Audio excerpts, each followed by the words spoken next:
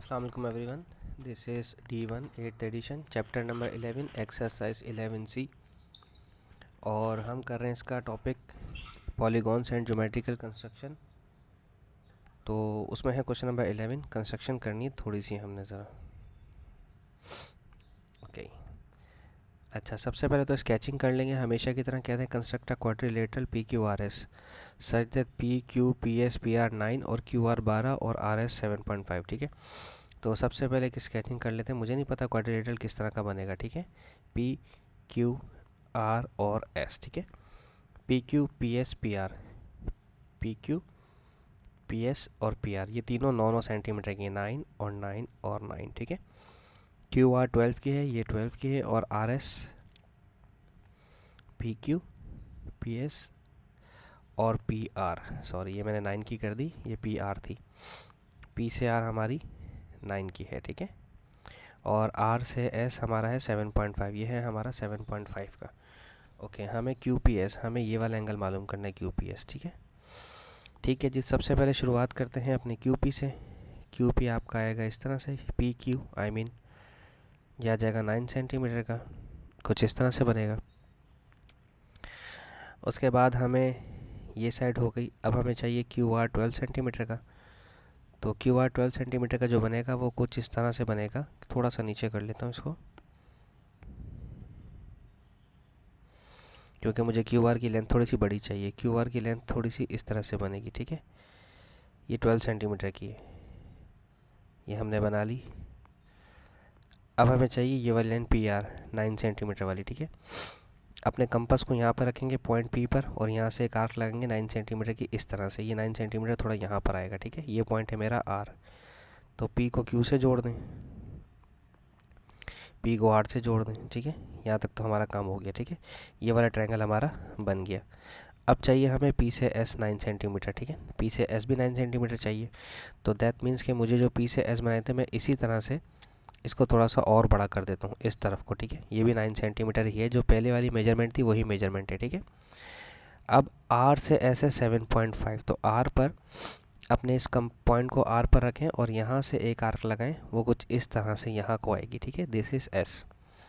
तो ये S यहाँ से इसको जोड़ दीजिए और S को इस P से जोड़ दीजिए, क्योंकि मुझे QPS चाहिए।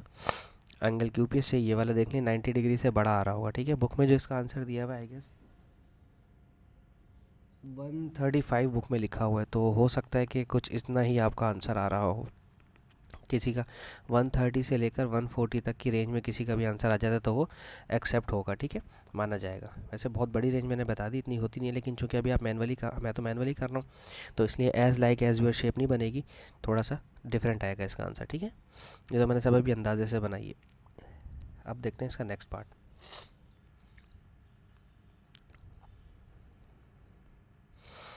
चलें जी, देखें इसमें क्या बात हो रही है। स्केच कंप्लीट कर लेते हैं। पहले कहते हैं कंस्ट्रक्ट अ क्वाड्रिलेटरल PQRS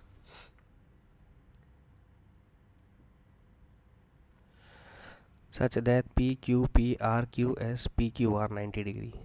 P से Q, Q से R 90 डिग्री है, तो ये याद रहे कि हमें PQR 90 डिग्री लेना है। तो मैं एक काम करता हूँ, PQ इधर और Q से R मैं इधर 90 डिग्री ले लेता हूँ। ठीक है, ये P और ये Q और ये R, मैं यहाँ पर 90 डिग्री ले रहा हूँ Q पर। ठीक है, क्योंकि जो सेंटर पॉइंट होता है वो हमारा 90 डिग्री का होता है। P से Q 11 है, ये 11 ली जाएगी। PR ये 12 है, तो ये 12 ली जाएगी। सेंटीमीटर में है ये वाली साइड। ठीक है, फिर हमारे पास QS है, Q से S 8.5, एक और डायगोनल चाहिए। ओके, तो Q से S 8.5, ये थोड़ी सी नीचे की तरफ होगी शायद, ये शायद ऊपर की तरफ होगी, देख लेते हैं। हम इस पॉइंट को S कह देते हैं। Q से S ये होगी 8.5 की, और QPS Q से P, P से S 50 डिग्री, ये एंगल 50 डिग्री का है हमारे पास।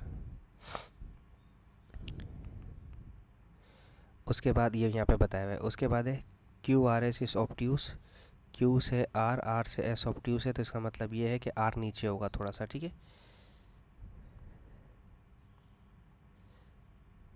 उन्होंने कहा Q से R, R से S हमारे पास ऑप्ट्यूस है, तो इसका मतलब ये है कि ये वाला जो एंगल है हमारा 90 डिग्री से बड़ा आएगा। ठीक है, ठीक है जी। अच्छा, measure and write down the Q R S. Q R S यही तो मालूम करना है हमने कि ये कितना डिग्री है। पहले इस चीज़ के लिए काम करते हैं। ठीक है, सबसे पहले पी क्यू 90 डिग्री बनाते हैं। पी क्यू हमारे पास एक लाइन आएगी 11 सेंटीमीटर की, पी और क्यू यह आ जाएगा 11 सेंटीमीटर का। ठीक है, अच्छा अब हमें यहाँ पर बनाना है 90 डिग्री का एंगल। ठीक है, 90 डिग्री का तो आप सबको पता ही है, आप डी से बना देंगे। ठीक है, फिर हमारे पास पी से आर था 12 सेंटीमीटर, ये देखिए यहाँ पर मेंशन है पी से आर। अगर आप पॉइंट पी पर रखेंगे अपने कंपास को तो आर जो है आपका थोड़ा सा ना वो करीब करीब आएगा यहाँ पर। ठीक है, ये आर आ गया आपका। ठीक है, अगर आप यहाँ से लाइन लेकर आना चाहते हैं और इसको डॉटेड रखना चाहते हैं तो मेरी मानिएगा इसे डॉटेड बनाइएगा। ठीक है, ठीक है, पी से आर वाली लाइन को, जो कि है हमारी 11 सेंटीमीटर की, 12 सेंटीमीटर की, सॉरी माफ़ कीजिएगा। फिर उसके बाद हमें ये वाली लाइन बन गई पी क्यू आर वाली, पी आर वाली बन गई। अब क्यू से एस 8.5। अब क्यू से एस ना आप 8.5 की जब आप आर्क लगाएंगे इस पॉइंट से, तो आप इसको यहाँ पर कहीं पर लगा लीजिए। ठीक है, ऊपर लगेगी, खैर ये थोड़ी सी आर्क ऊपर जाएगी। सही, ये तो कन्फर्म है कि इसने ऊपर जाना है। ठीक है, उसके बाद हमारे पास क्यू एस की भी लाइन आर्क मैंने लगा दी। अब चाहिए पी क्यू आर 90 डिग्री, वो मैं पहले ही बना चुका हूँ। Q P S 50 degree, Q से पी और पी से एस 50 डिग्री। ठीक है, यहाँ पर अपने डी को यहाँ पॉइंट पी पर रखें और एक 50 डिग्री का एक एंगल बनाएं। ठीक है, जो यहाँ जाके इससे टच होगा इस पॉइंट एस से। ठीक है, ये हमने बना दिया 50 डिग्री का एंगल। सही है, ये बनाना ज़रूरी था। अब इन्हें जोड़ दें, इस पॉइंट को इस पॉइंट से जोड़ दें। ठीक है, और इस वाले पूरे एंगल को मेजर कीजिए। आप अपने मेजर कैसे करेंगे कि आप अपने डी को यहाँ रखेंगे इस तरह से। ठीक है, ये डी आप अपना ऐसे रखेंगे।